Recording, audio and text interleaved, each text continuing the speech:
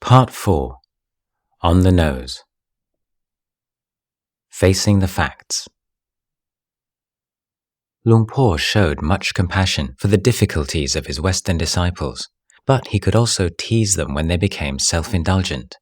On one occasion, he mimed wiping imaginary tears from his eyes and saying tragically, "He's my father, I'm his son," before chuckling and shaking his head.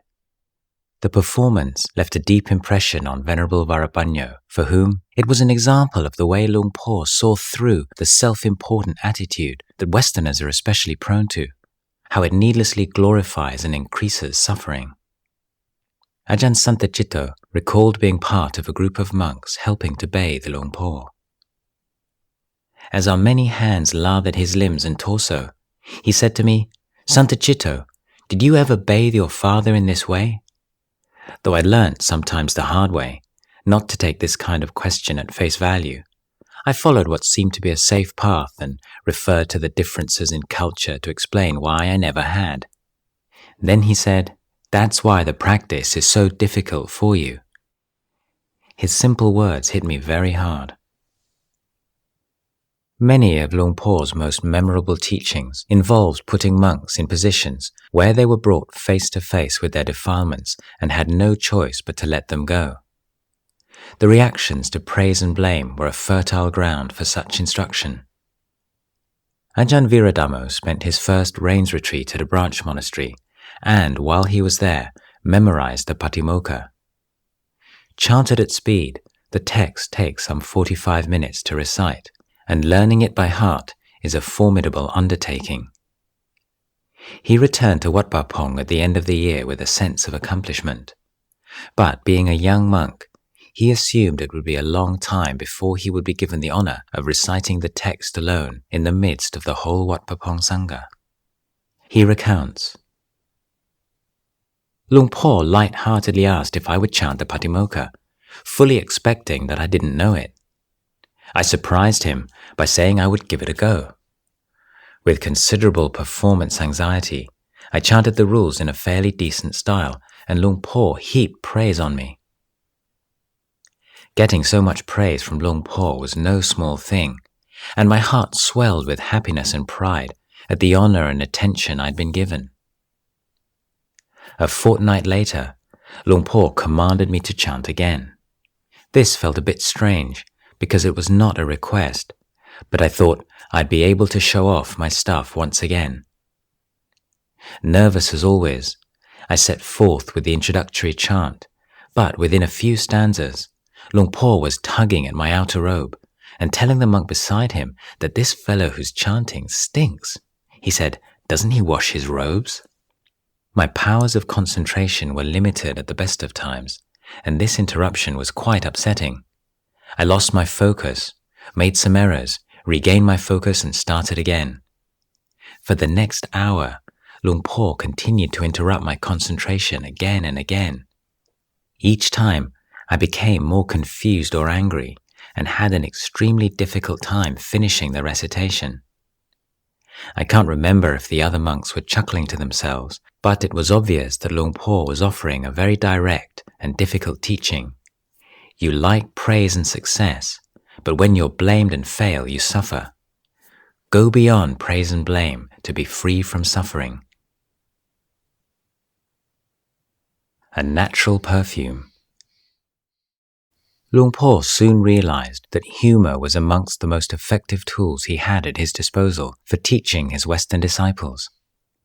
It allowed him to point out their mental defilements in a way that they did not find oppressive or fill them with self-aversion. Encouraging them to see the humorous side of their frustrations, irritations, and anger, he showed them how to laugh at themselves and so let go of identification with their foibles. But he did not do this by cracking jokes for cheap laughs. Instead, he pointed out the absurdity of their cravings, regaled them with outlandish analogies, enacted hilarious anecdotes. Monks might not always laugh out loud at his sallies, but it was hard for them to keep a straight face when he was in such a mood. Venerable Varapanyo remembers one teaching given to an American monk called Gary that became something of a legend. Gary had a girlfriend back home and thought that he might want to go back and marry her someday. He had entered monastic life without a sense of long-term commitment. Then the Dear John letter came. She'd married someone else. I wasn't there at the time, but others said Gary was pretty upset. One day, someone mentioned it to Luang Por. With his merciless compassion, he advised Gary to write to the woman and ask her to send him a vial with some of her shit in it. Then, whenever he thought of her with longing, he should open up the vial and smell it. On another occasion, a rumor spread that communists were putting some chemical in the noodles that made penises shrivel up. Luang Por advised the monks that if they noticed their penis starting to shrink, then they should tie a big knot in it so that it wouldn't disappear completely.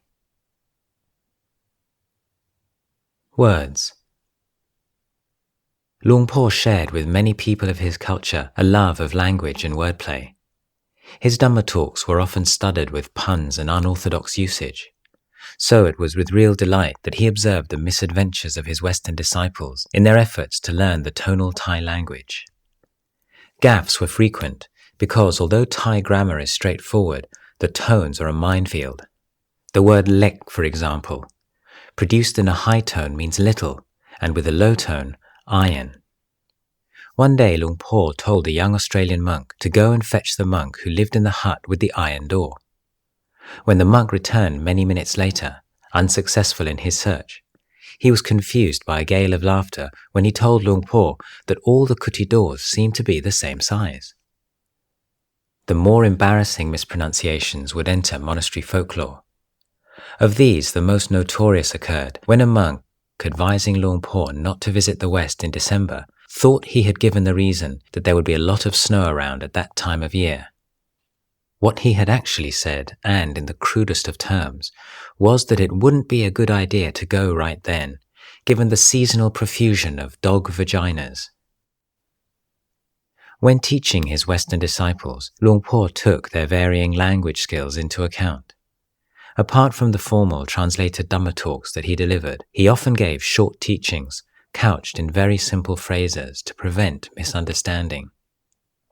The exhortations to endure, Ot Ton, and to let go, Ploi Wang, was soon known to everyone. He used easily grasped metaphors and similes. You're like someone who wants a duck to be a chicken, he might say. Often his words would be unexpected, apparently off the cuff, and the recipient might walk away thinking, did he just say what I think he said? What thing is this mind? He once asked rhetorically. No thing at all. Bugbears. A recurring debate in the transmission of Buddhism to the West has been over the extent to which the Dhamma can or should be separated from the cultural context or trappings in which it has been transmitted over the centuries. A Buddhism tailored to the West, untied to Asian customs, has been a goal for many pioneers. But for the Westerners who made their way to Wat Pah Pong, submitting themselves to monastic training implied an acceptance of the whole Thai Buddhist package. For some monks, adapting to the Thai style of doing things could be irksome.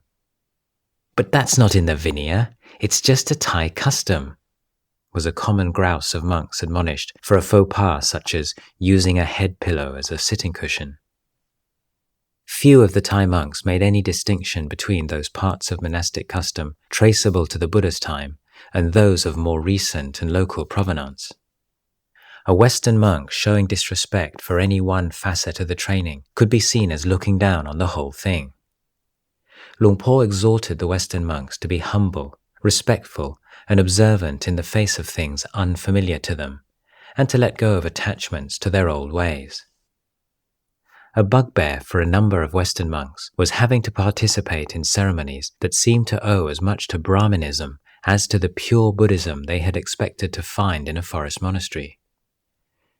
Although Luang Por would not cater to the superstitious beliefs of the local people, neither was he a fundamentalist, and he was willing to perform one or two of the more benign local ceremonies as a way to draw people towards the Dhamma.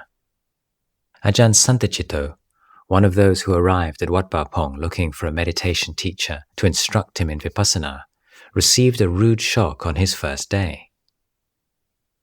After the meal, a small group of village folk spread a white cloth over their heads.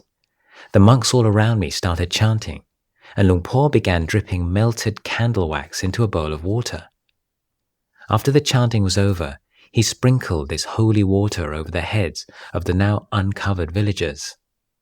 I was shocked by what seemed to me to be out-and-out superstition. But then my eyes caught Luang Por's. To my surprise, he had a mischievous grin on his face, like a young lad having a grand old time.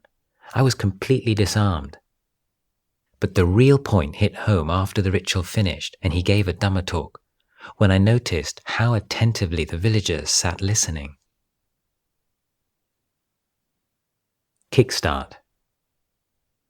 If a monk felt he had been singled out to receive a particular teaching, it left an especially deep impression.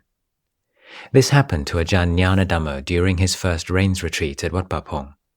At that time, a more senior monk would often seek to engage him in conversation during their return to the monastery after the daily alms round.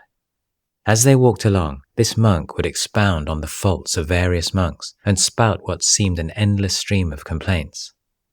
Ajahn Dhamma found the monk conceited and hypocritical, but being junior to him, felt unable to rebuff him politely. By the end of one of these walks, he would arrive back at the monastery, feeling annoyed and out of sorts. But one day, as he passed Luang Por Cha's kuti reviewing all the faults of this fault-finding monk, his sour mood dissolved in an instant. A broadly smiling Luang Por, practicing his English, looked out and wished him a hearty good morning. That evening, Ajahn Dhamma went to Luang Por's kuti to offer him a foot massage. When the bell sounded for evening chanting and monks started to leave the kuti, Luang Por told him to continue the massage and ask someone else to extinguish the candles. Ajahn Dhamma recounts,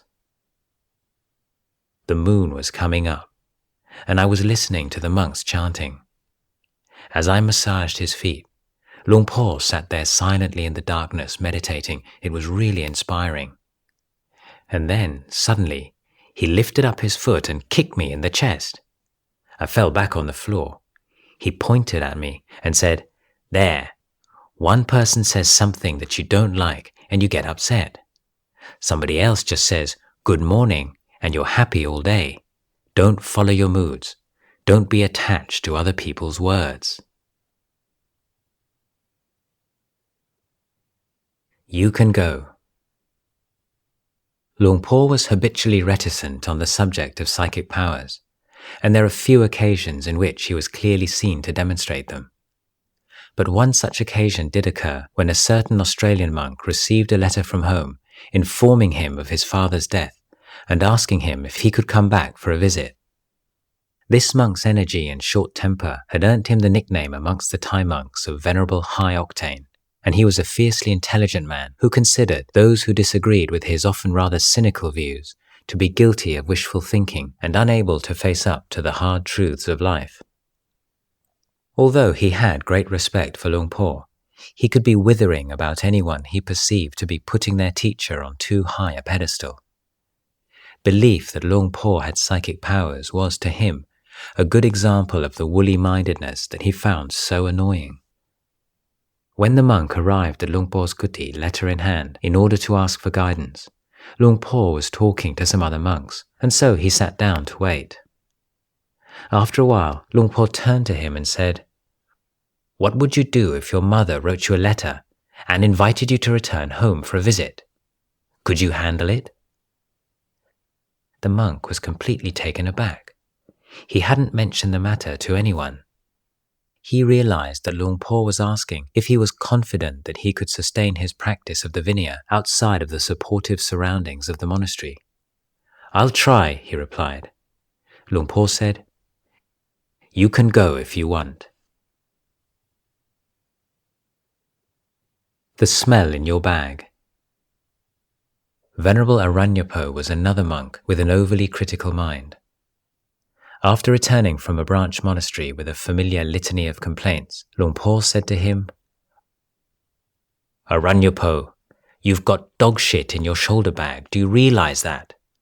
Everywhere you go, you sit down and there's a bad smell. So you think, ugh, this place is no good. And you pick up your shoulder bag and go off somewhere else. You sit down and there's the bad smell again. And so you get up once more, taking your shoulder bag with you. You never realize that the smell is coming from the dog shit in your shoulder bag. And so you carry it with you wherever you go. It was a variation on one of Luang Por's favorite teaching stories, the mangy dog who blames wherever he sits down for the itching that torments him. Venerable Aranyapo listened to this blunt admonishment with a face that was presumably more sheepish than canine. Venerable Varapanyo commented, "There was never any bad feeling when he talked to people like this, because we knew it came from a pure, loving heart. He was offering us, right then and there, a clear and simple solution to our problems, one which he had obviously practiced. His words and his whole being simply said, 'Let go, now.'